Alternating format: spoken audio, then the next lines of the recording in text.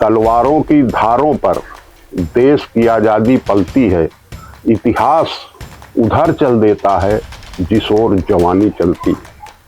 बगैर किसी भेदभाव के हर व्यक्ति के सुख दुख में अगर मेरी जानकारी में, मेरे संज्ञान में आया है तो हमने पहुंचने में देर नहीं लगाई है। आपके आवास के जस्ट सामने एक सड़क जाती है रहुआ लालगंज, वो कच्ची रहते हुए चौड़ी हो गई, लेकिन अब तक उस पे काली परत नहीं चढ़ पाई। और ये सीट जो माननीय नेताजी के द्वारा हमको दी गई, ये तीन बार से लगातार विपक्ष में जाती रही है। यह भी चर्चा है कि आने वाले समय में आपके जिला पंचायत क्षेत्र का परिसीमन और पुनर्गठन हो रहा है, जिसमें कुछ आपके पुराने क्षेत्र अलग होंगे और कुछ नए क्षेत्र जुड़ेंगे।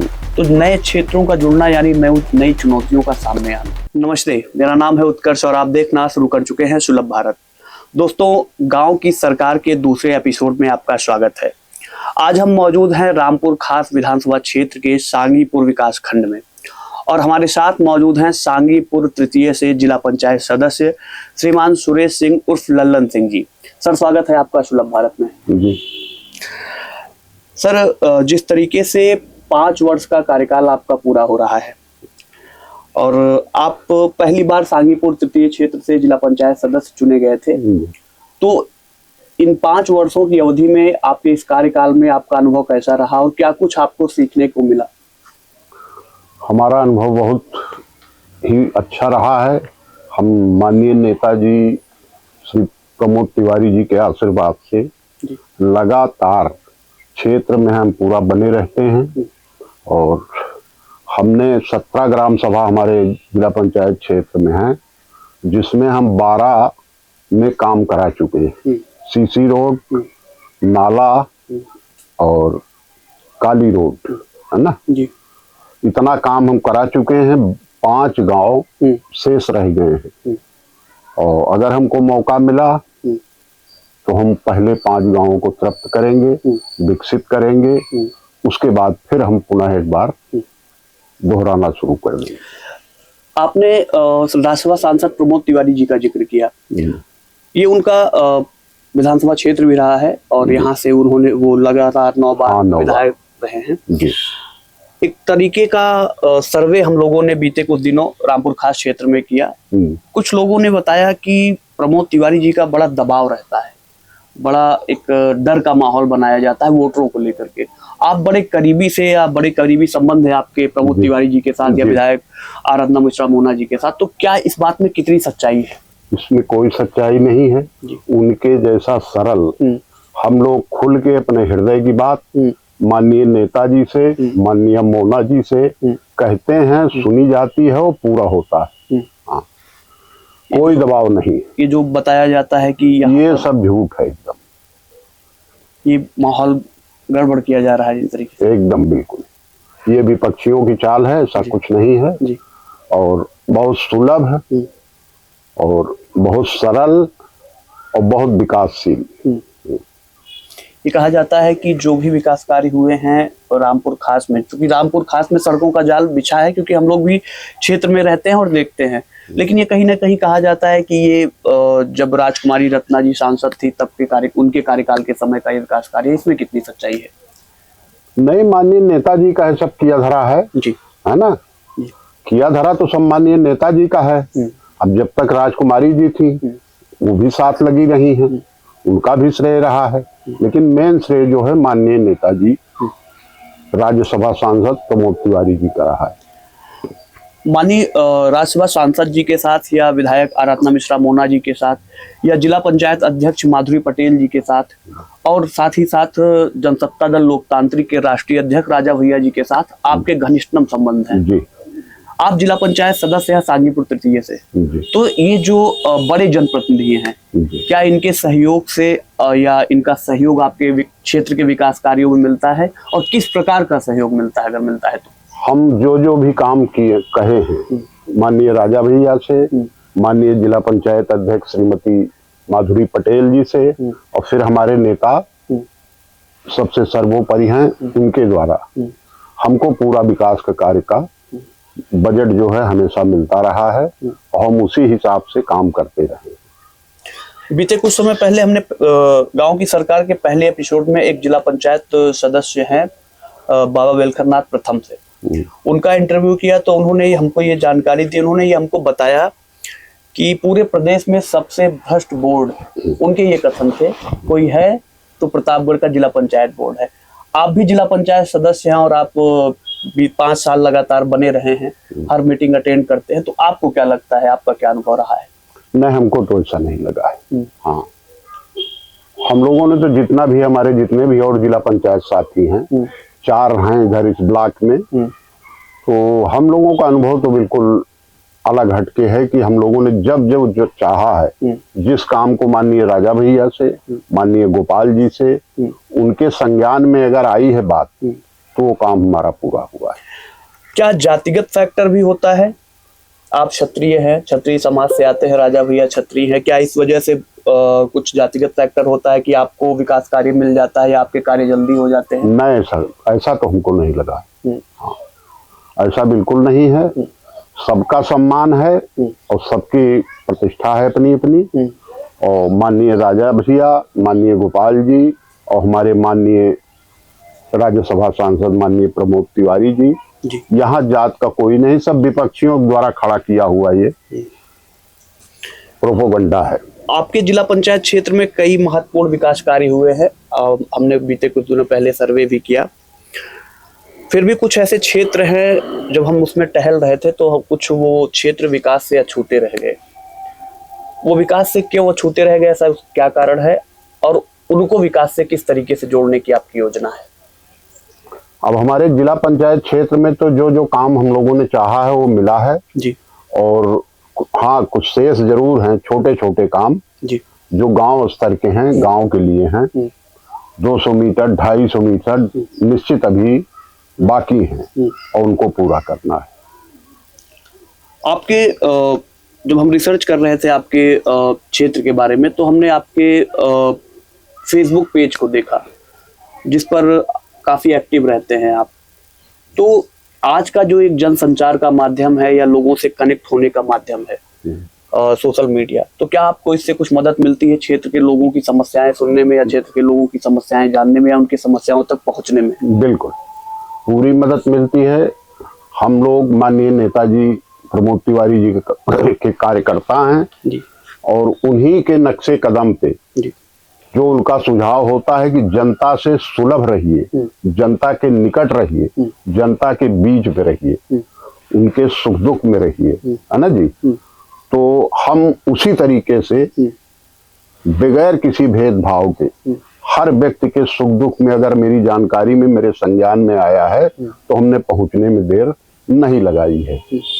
यही माननीय नेताजी का भी है, तो हम लोग उनके साथ रह के जो सीखे हैं उसी रास्ते पे हम लोग चलते हैं और जनता के बीच में बराबर बराबर बने हुए। आपके आवास के जस्ट सामने एक सड़क जाती है रहुआ लालगंज, वो कच्ची रहते हुए चौड़ी हो गई, लेकिन अब तक उस पे काली परत नहीं चढ़ पाई है, क्या कारण रहा इसका? मेरे घर से जी, अभी आप देखे नहीं हो सड़क को जी, अभी देख लेंगे जी, तो आपके मुंह से निकलेगा कि वाह भाई वाह, है ना जी, 7 मीटर की, जी, है ना। ऐसी सड़क कि जो विरोधी भी इससे चल रहा है वो भी माननीय नेताजी की वाही करता है कि धन्य माननीय नेताजी, ऐसी सड़क बना दिए हैं कि बहुत ही सराहनीय काम है। और इस सड़क के विषय में हम बताना चाहेंगे जी, कि हाँ, कच्ची थी। 200 मीटर हमने जिला पंचायत से कराया था, 900 मीटर माननीय नेताजी के सौजन्य से जी, 3 मीटर 3.5 मीटर की, और माननीय नेताजी इसको उसी हाईवे वाले प्रोजेक्ट में जुड़वा दिया है। और हमसे अब से 6 महीने पहले 1:45 बजे रात में माननीय नेताजी का फोन आया, हम सो चुके थे जी। तो उन्होंने जो हम जगह तो कहने लगे कि लल्लन सिंह जी, हमने कहा जी सर, तो कहने लगे कि जो आपकी सड़क है आपके घर से, इसकी लंबाई कितनी होगी? तो हमने कहा भैया इसकी लंबाई 1600 मीटर है जी। उस रात हमको नींद नहीं आई है कि ऐसा नेता है ना,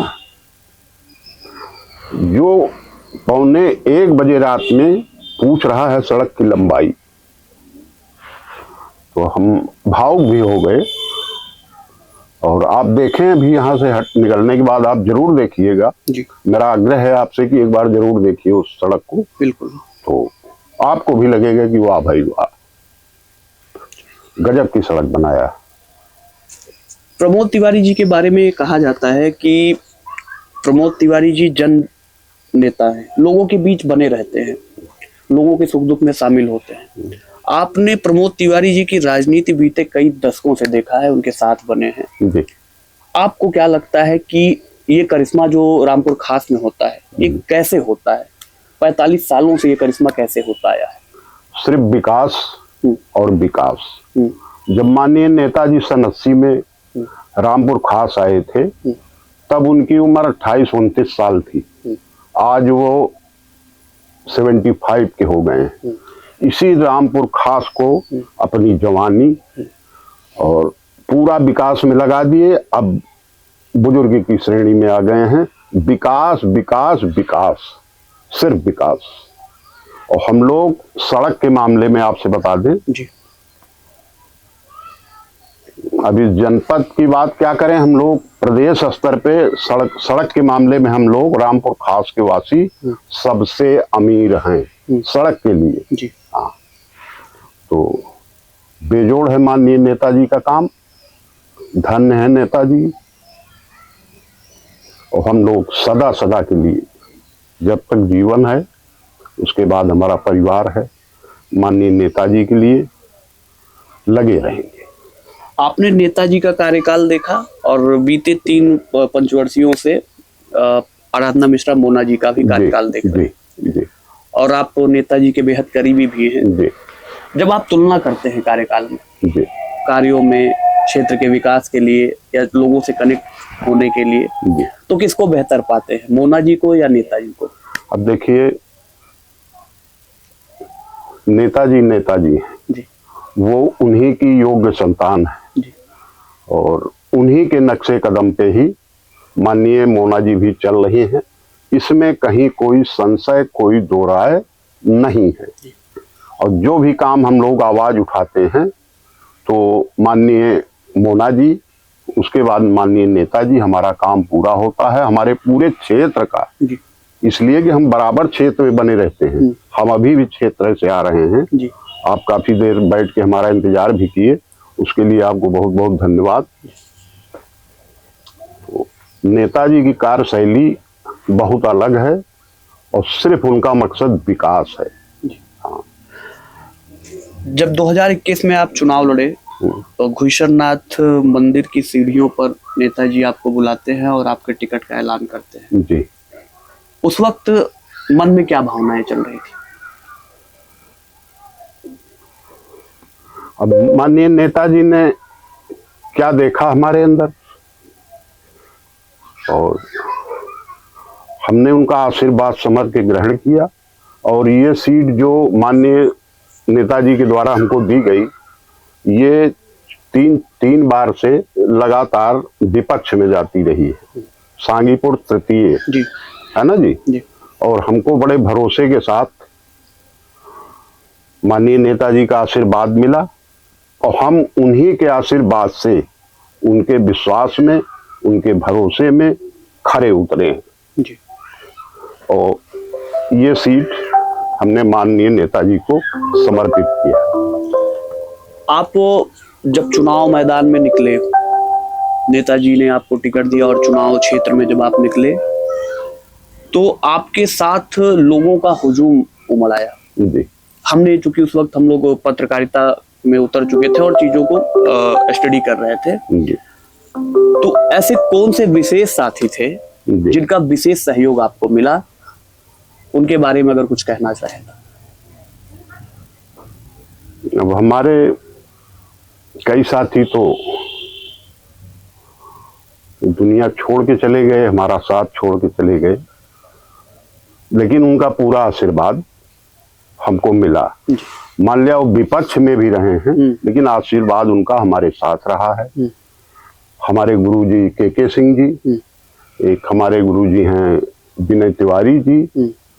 इन लोगों का हमारा 24 घंटे हमारे साथ रात दिन लगे रहे हैं और सारी रिपोर्ट माननीय नेताजी को देते रहे हैं। बाकी नेताजी ने भी हमारे लिए अथक प्रयास किया है और उसी की बल पे ये सफलता मिली है। और तो साथी बहुत हैं, हम नाम लेने लगेंगे तो बहुत लंबा हो जाएगा, लेकिन सबके सहयोग से ही हमको ये सफलता मिली और ये सफलता माननीय नेताजी की सफलता है। उन्होंने जो भरोसा किया, हम उनके भरोसे पे खरे उतरे। यह भी चर्चा है कि आने वाले समय में आपके जिला पंचायत क्षेत्र का परिसीमन और पुनर्गठन हो रहा है, जिसमें कुछ आपके पुराने क्षेत्र अलग होंगे और कुछ नए क्षेत्र जुड़ेंगे। तो नए क्षेत्रों का जुड़ना यानी नई चुनौतियों का सामने आना, तो इस परिस्थिति में आपका क्या रणनीति होगी और कैसे उन नए लोगों को जोड़ेंगे अपने साथ? पुराना जो हमारा क्षेत्र कटा है कुछ 5 ग्राम सभा, उसका हमको बेहद दुख है, इसलिए कि इतना लगाव हो गया था जन जन से वहां के। और तो जो नया जुड़ा है वो सब परिचित हैं हमसे और हमारे उस कार्य को, उस क्षेत्र के कार्य को ये सब देख रहे हैं। तो इनको भरोसा है कि जैसे उधर रहे हैं सबके सुख दुख में, या विकास कार्य माननीय नेताजी के आशीर्वाद से हुआ है, इस क्षेत्र में भी जो अब नया जुड़ा है उसी तेजी से, उसी लगन से यहाँ भी विकास होगा। तो हमारे लिए कोई दिक्कत नहीं।